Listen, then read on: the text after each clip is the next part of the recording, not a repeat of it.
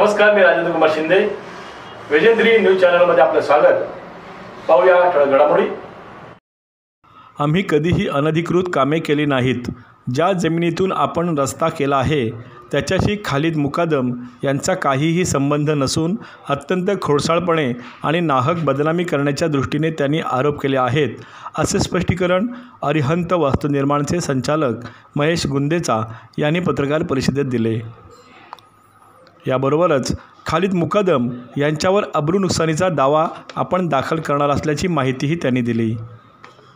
यावेळी त्यांच्याबरोबर फैयाज देसाई, अमीन अब्दुल वहाब कासकर, आमिना झाहीद कोळथरकर आदी उपस्थित होते. नमस्कार पत्रकार नमस्कार. मी महेश गुंदेचा, डायरेक्टर अरिहंत वास्तु निर्माण प्रायव्हेट लिमिटेड.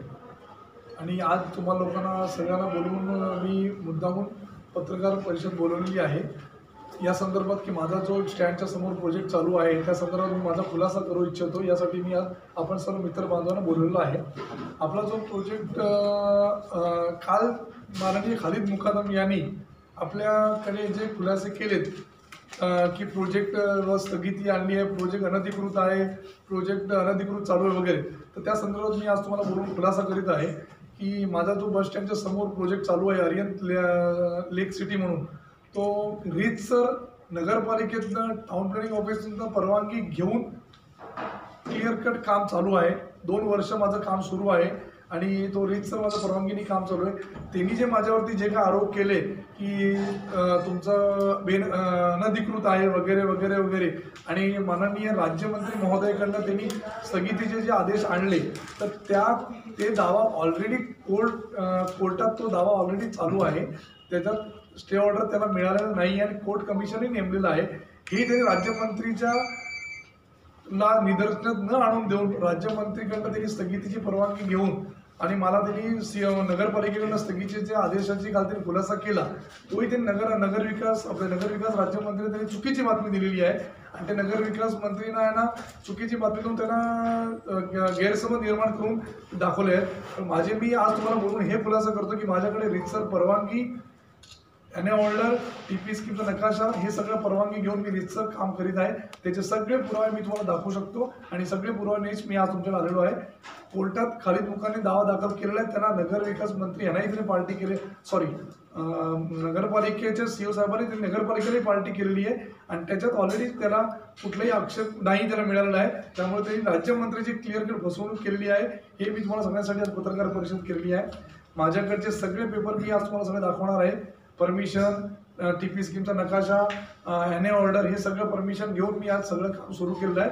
आणि ह्याच्या अगोदरही 2 वर्षापूर्वी असंच त्यांनी खालिद मुकादम या इसमाने पेपरमध्ये करून मला नाहक बदनामी करण्याचं काम, लोकांची फसवणूक करण्याचं काम केलं होतं. त्यावेळी 2018 साली मी त्याचा जाहीर खुलासा सकाळ पेपरमध्ये केला होता. 20/9/2018 मी त्याचा जाहीरपणे खुलासा केला होता की या माणसाने माझं अरिहंत वास्तु निर्माण, जे आजपासून 25 वर्षापासून कन्स्ट्रक्शन क्षेत्रात रत्नागिरी जिल्ह्यात चांगल्या पद्धतीने विश्वाच्या ससोटीने काम करत आहेत आणि आजही ते विश्वासानेच काम करतात. कुठलंही 1 रुपयाचं अनधिकृत स्क्वेअर फीटचं काम आम्ही कधी केलेलं नाही आणि नाही कधी भविष्यात करणार. हा रत्नागिरी जिल्ह्याचा माझ्यावरती पूर्णपणे विश्वास आहे आणि तो विश्वास मी कायम जपणार आहे. अशा पद्धतीने काम करतो. यासाठी खुलासा करण्यासाठी मी आज तुमच्याकडे पत्रकार परिषद बोलून क्लिअर खुलासा आणि पेपर सहित मी तुम्हाला सगळं दाखवून क्लिअर करणार आहे. आणि याच्या अगोदर 2018 साली त्याचा मी खुलासा दिला होता. आजही तुम्हाला त्याचा खुलासा मी क्लिअर कट देणार आहे. यासाठी मी तुम्हाला पत्रकार परिषद बोलून याचा खुलासा करण्यासाठी आज बोलवलेला आहे. धन्यवाद. आणि सोबत जमीन मालकांना पण बसवलेला आहे, कारण की तुमचे काही प्रश्न असतील त्याचे मी जमीन मालकही उत्तर देतील आणि मी तुम्हाला त्याच्या उत्तराचा खुलासा करीन. काल जो भराव ते म्हणतात ना, ते भराव टाकताय तुम्ही, मग भरावाचा ह्यांनी स्टे दिली होती आणि मग तरी सुद्धा तुम्ही जबरदस्तीने भराव टाकताय, तर त्याच्याबद्दल काय सांगाल तुम्ही? नाही, त्यालाच एक जोडून विचारतो की जो नगरपालिकेने तुम्हाला आता जी ऑर्डर दिली, स्टे ऑर्डर, ती कशासाठी दिली? नगरपालिकेने स्थगिती की त्यांनी रोड चुकीचा केलाय यासाठी बांधकामात स्थगिती द्यायची. तर रोड चुकीचा केला तर बांधकामाची स्थगिती कुठल्या हिशोबाने द्यायची? बांधकाम ही परमिशन घेऊन नगर रचना एनए ऑर्डर आणि म्युन्सिपाल्टीची परमिशन घेऊनच काम सुरू केलं आहे, तर बांधकामाची स्थगिती देण्याचा प्रश्न येतच नाही. ही चुकीची स्थगिती त्यांनी देण्याचं केलं असं मला वाटतं. तुम्ही दाखवलेलं जो रोड आहे ना, जी नोटीस आपल्याला दिली हा. त्याच्यामध्ये त्यांनी काय म्हणते नाही, अजून मला त्याची मिळाली नाही. मला खालीच कडनं काल काल समजलं. आमच्याकडे मिळाली, रस्ता विकसित होईपर्यंत बरोबर आपणाला बांधकाम करण्यास ही स्थगिती देत आहे, अशा पद्धतीने त्याच्यामध्ये म्हटलेलं बरोबर. आहे. गेली 2 वर्ष तो रस्ता कंटिन्यू चालू आहे. टीपी स्कीमचा मंजूर रस्ता आहे. स्कीम 2014 साली मंजूर झालेली आहे. रस्ता मागे पुढे असल्यामुळे नगरपालिकेने मला योग्य डिमार्केशन द्यावं, तो पण रस्ता मीच करणार. आणि त्याच्यात मंजूर केलेलं आहे की खडी काम करून काम चालू करायचं. तर मी खडी काम करूनच रस्ता चालू केला होता. हे तुम्ही सगळ्यांनी बघितलेलं जागेवरती. त्याच्यामध्ये पण त्यांचं म्हणणं आहे की माझ्या जमिनीत तुम्ही घुसलात आणि तो रस्ता केला. ती जमीन त्याची आहे हा. असा दर्शवणारा नकाशा किंवा कागदोपत्र त्याच्याकडे आहे का? ही जमीन त्याचीच आहे. हा खुलासा मी आज तुमच्याकडे आता 2 करतो मिनिटं त्याने की दोन भाग. जिकडनं त्यांनी रस्ता मी केलेला आहे ते जरी चुकलं असेल तरी नगर परिषदचं रिझर्वेशनचं टीपी स्कीमचं पार्किंग आहे. ते जर चुकलं असेल तर तिकडंच तो रस्ता आत गेलेला आहे. त्यामुळे रस्ता कुठलाही चुकीचा गेलेला नाही. हे पण त्यांनी तुमच्याकडे खोडसाल बातमी दिलेली आहे आणि नाक बदनामीची काम तो करत आहे. त्यामुळे हा माझ्या टीपी स्कीमचा नकाशा आहे आणि माझ्याकडे टीपी स्कीमचा GRही आहे की टीपी स्कीम मंजूर झाल्यानंतर जे काही रिझर्वेशन असतात ते नगरपालिकेच्या हक्काचे असतात, मालकीचे होतं. मालकीचे होतात आपोआप. त्याचाही GR आहे. टीपी स्कीमचा नकाशा माझ्याकडे रितसर माझ्याकडे मी आणलेला ऑलरेडी आहे. तो पण तुमच्या सगळ्यांना रितसर मला टीपी दाखवतो. स्कीमचा रस्ता नेमका कुठं आहे? टीपी स्कीमचा रस्ता नेमका आता ऍक्च्युअल त्याच्यामध्ये पण थोडा आहे, थोडा आपल्याच्यात पण आहे. आज हेच ती गडबड आहे ना तिथे. असू दे ना, मग 2 मिनिटं आहे का? म्हणून जो रस्ता गेलेला आहे हा ज्याच्या मालकीचा असेल त्याने आम्हाला हरकत घ्यावी. त्याचा रस्ताच नाही, त्याची जागाच नाही म्हटल्यावर तो ऑब्जेक्शन घेतो कसं? म्हणतो तो टीपी स्कीमचा रस्ताही असेल पण जो दुसरी आम्ही गोष्ट, केलेला आहे. याकरता त्याने 2012-2020 ला सदरची त्याने दावा दाखल केला. त्यात त्याने मुख्याधिकारी नगर परिषदेला पार्टी केले. त्याच्यावर त्याने स्थगितीसाठी अर्ज केलाय.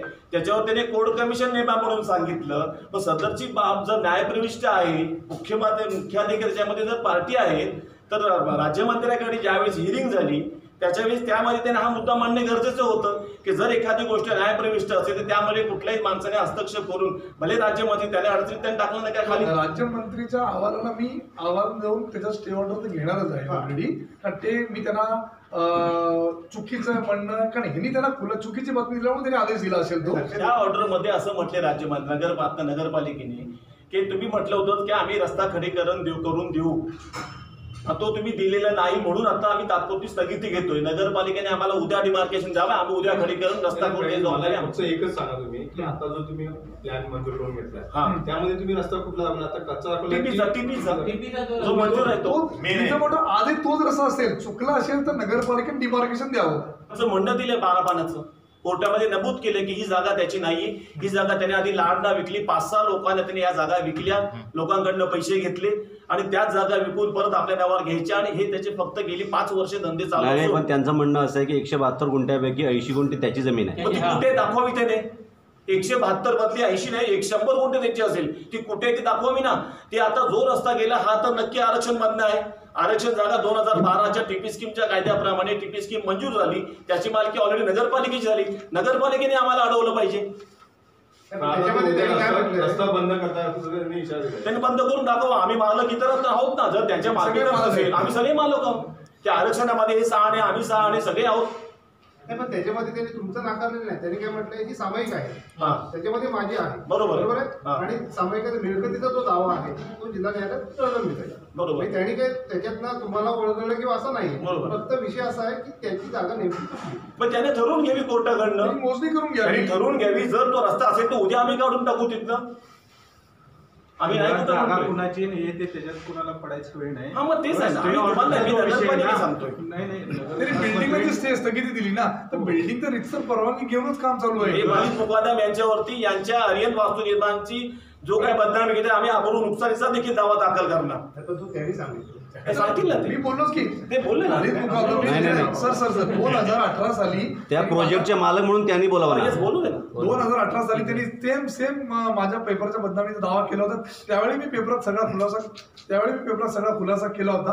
आणि आत्ताही मी खुलासा करण्यासाठी माननीय पत्रकार महोदयांना सगळ्यांना बोलवलं आणि मी त्याच्यावर तक्रारीचा दावा दाखल करणार. कारण तो अतिशय खोडसाळपणाने खोटेपणाने इज्जतीचा पंचनामा करण्याची तयारी तो वारंवार करीत आहे. 2 वर्षांनी नंतर आता परत त्यांनी करायची तयारी हे केली. काय हे करण्यामागचा हेतू काय?